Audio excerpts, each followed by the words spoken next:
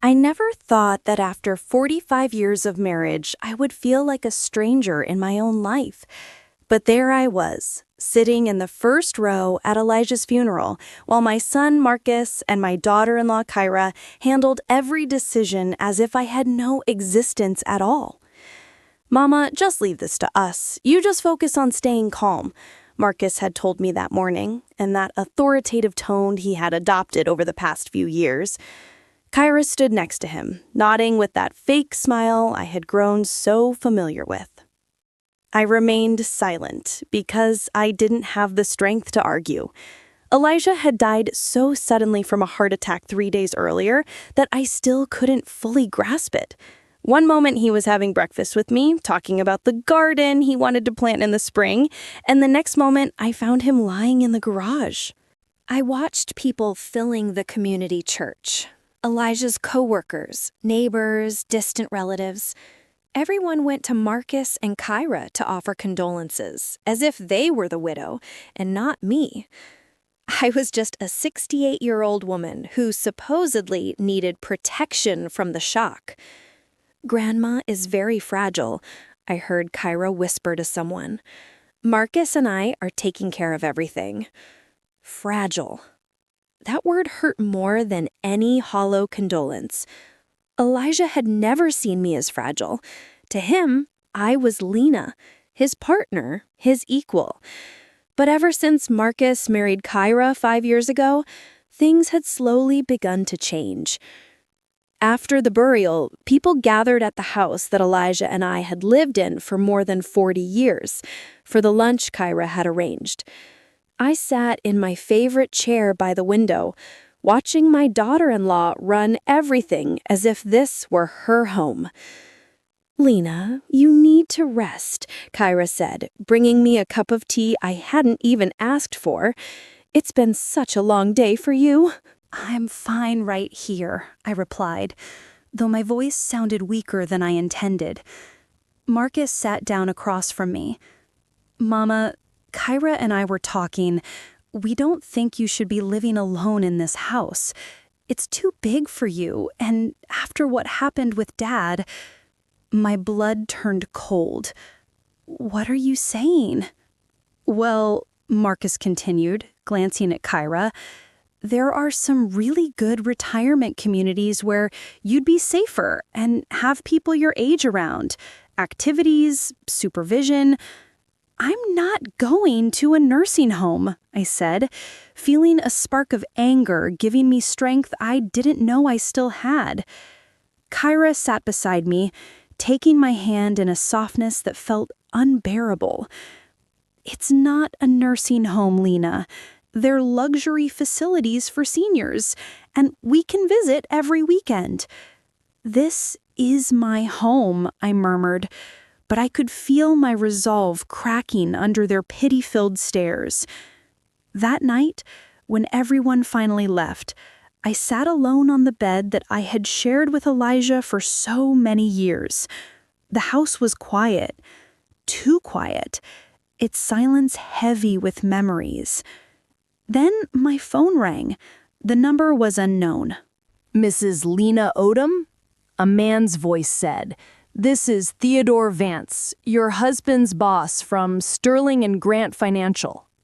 "Mr. Vance," I answered, recognizing the name. "Ma'am, I'm deeply sorry for your loss. Elijah was an exceptional man." There was a pause, and then his tone turned grave. "Mrs. Odom, I need to meet you urgently. There's something you must know about your husband's last few months, something very important." My heart began to race. "What kind of thing?" "I can't discuss it over the phone. Can you come to my office tomorrow morning? And, ma'am, it's very important that you do not tell your son or daughter-in-law about this conversation. Elijah gave specific instructions about that." My breath caught. "Why? What's happening?" "Please, Mrs. Odom, come at 10 a.m. Your husband made me promise that if anything happened to him, I would tell you, but only you." The call ended, leaving me trembling in the dark. Elijah had anticipated something happening to him. He had left specific instructions, and for some reason, those instructions involved keeping Marcus and Kyra away. For the first time since his death, I felt Elijah speaking to me from somewhere far away, telling me to pay attention. Something was very wrong, and I was the only one who could uncover it. The next morning, I woke with a determination I hadn't felt in months. For the first time since Elijah's passing, I had a purpose. I chose the navy blue suit Elijah always said made me look strong. Sterling and Grant Financial's 20-story glass tower always intimidated me, but today I walked in with my head held high. Theodore Vance's office was imposing. Floor-to-ceiling windows, mahogany furniture, the air thick with authority. "Mrs. Odom, thank you for coming. Please sit." He pulled out a thick file. During the last 6 months of his life, Elijah came to me several times with very specific concerns. Concerns about what? His family. The floor seemed to disappear beneath me. My family? Elijah believed your son and daughter-in-law were trying to manipulate him into making major changes to his will and bank accounts. That's impossible. Marcus would never... Mrs. Odom, he interrupted gently. Did you know that in the last 8 months, they met with him many times, usually when you weren't home? They repeatedly suggested he reorganize things so Marcus would gain immediate legal authority over all financial and medical decisions concerning you, should anything happen to him. He opened the file. There was a photocopy of a partially completed legal document, with Elijah's signature crossed out. He brought this to me 3 months ago. He said Marcus pressured him to sign it, claiming it was best for the family and would relieve you of difficult decisions. It was a transfer of power document, granting Marcus full control over all finances and medical decisions concerning me if Elijah became incapacitated. But he didn't sign. No, he refused. And that's when things became concerning. I stared at the page, my mind spinning. "There's more," Theodore continued. "Kyra also began suggesting that you were showing signs of confusion and memory loss." "What?" "According to Elijah's notes, she repeatedly told both him and Marcus that I was forgetting conversations, repeating stories, possibly suffering from cognitive decline." My stomach twisted. "My memory is perfectly fine." Elijah knew that. That's why he documented everything. "Why didn't he tell me?" "He didn't want to worry you until he was sure." Just then, a loud knock on the office door. We turned. My heart stopped. Marcus and Kyra stood there. "Mama," Marcus said sharply, "what are you doing here?" Kyra walked in with that polished, condescending smile. "Lena, darling, we were worried when you weren't home. Why didn't you tell us where you were going?" Theodore stood tall. "This is a private meeting between your mother and me. Please step outside." Kyra laughed coldly. "With all due respect, Mr. Vance, Lena has become very fragile since Elijah passed. It's not appropriate for her to make big decisions without family supervision." "Family supervision?" I repeated, anger rising. "I'm 68, not a child." I looked at the folder, knowing the truth lay inside. "Theo, may I have a few minutes alone with them?" He nodded and stepped out. Marcus exhaled in relief. "Mama, whatever this man told you, you need to understand that people manipulate widows when money is involved." "Money?" I asked sharply. Kyra sat beside me. "Lena, sweetheart, we know Elijah had a large life insurance policy, and with the house and his savings, some people might try to take advantage." how do you two know about Elijah's life insurance policy? They froze. Dad mentioned it. We were talking about making sure you're taken care of if something happened. Funny, I said softly. Silence. Then, a cough. A cough I would recognize anywhere on earth. We turned.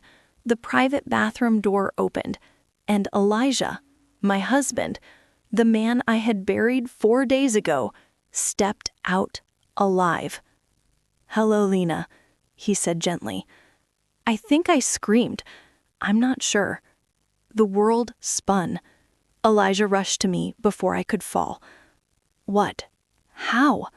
I whispered, touching his face to make sure he was real. He held me, steady and warm. "I'm sorry, my love.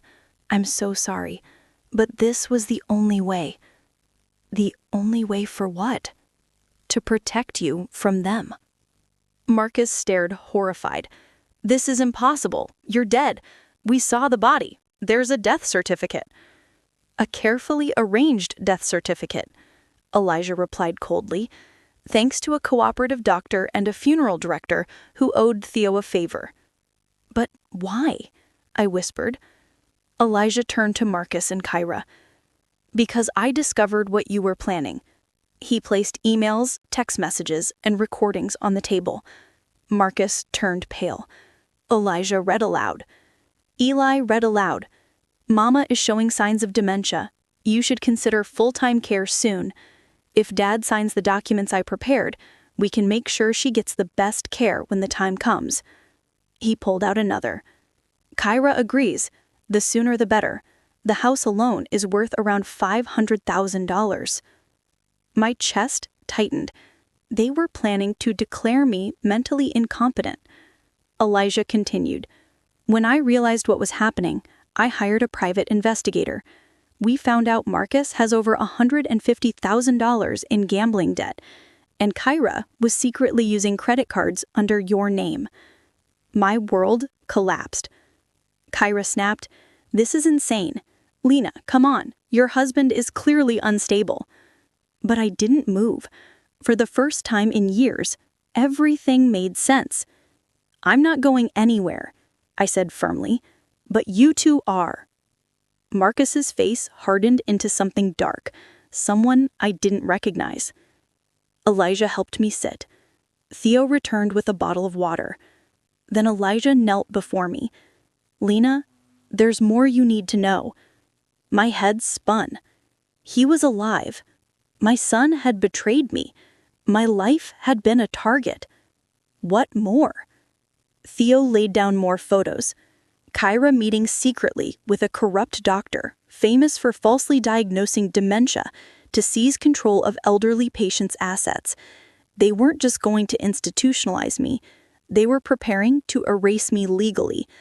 I looked at my son, the child I had raised, loved, protected. "Is this true?" I whispered. For a moment, something like guilt flickered in his eyes. Then it hardened. "Mama, you don't understand the financial pressure we're under." So it was true. The pain was unbearable. Not the pain of losing Elijah. He was alive. The pain of losing my son. I didn't cry. The tears felt too small. Instead, something powerful rose inside me. The fragile woman they thought I was, she was gone. In her place stood someone who had walked through betrayal and survived. I held Elijah's hand, looked at the glowing city through the window, and felt a truth settle deep in my bones. I had lost a son, but I had found myself. I was not fragile. I was unbreakable.